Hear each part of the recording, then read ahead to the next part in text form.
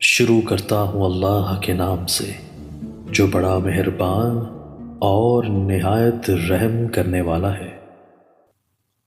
حضرت ابو سعید الخدری رضی اللہ تعالیٰ عنہ سے مروی ہے کہ رسول اللہ صلی اللہ علیہ وآلہ وسلم نے فرمایا، جب بندہ مسلمان ہوتا ہے اور اس کا اسلام اچھا ہو جاتا ہے تو اللہ تعالیٰ اس کے لیے سابقہ تمام نیکیاں لکھ دیتا ہے اور گناہ مٹا دیتا ہے، پھر اس کے بعد بدلہ ہوتا ہے، ایک نیکی 10 گناہ سے لے کر 700 گناہ تک، اور برائی ایک ہی لکھی جائے گی، اور اللہ عز و جل اگر چاہے تو اسے بھی معاف کر دے۔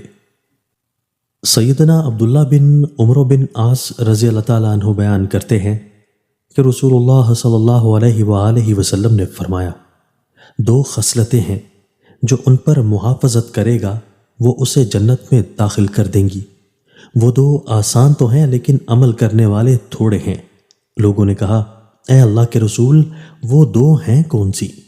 آپ صلی اللہ علیہ وآلہ وسلم نے فرمایا، ہر فرض نماز کے بعد 10 مرتبہ الحمدللہ، اللہ اکبر اور سبحان اللہ کہنا، پھر جب تو اپنے بستر پر آئے تو 100 مرتبہ سبحان اللہ، اللہ اکبر اور الحمدللہ کہے۔ یہ زبان پر تو کل 250 کلمات ہوں گے لیکن ترازو میں 2500 ہوں گے۔ اب ذرا یہ تو بتاؤ کہ تم میں سے کون ہے جو ایک دن رات میں 2500 برائیاں کرتا ہو؟ صحابہ نے کہا، تو پھر عمل کرنے والے کم کیسے ہوں گے؟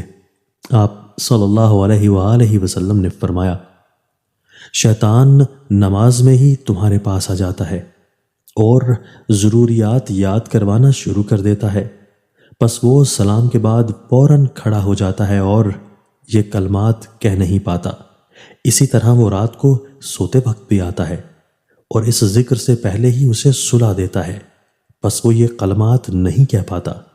راوی کہتا ہے، میں نے دیکھا کہ رسول اللہ صلی اللہ علیہ وآلہ وسلم اپنے ہاتھ سے ان کو شمار کرتے تھے۔ دوستو، اللہ تعالی ہمیں ان احادیث مبارکہ پر عمل کرنے اور اپنی زندگیوں کو سنوارنے کی توفیق عطا فرمائے۔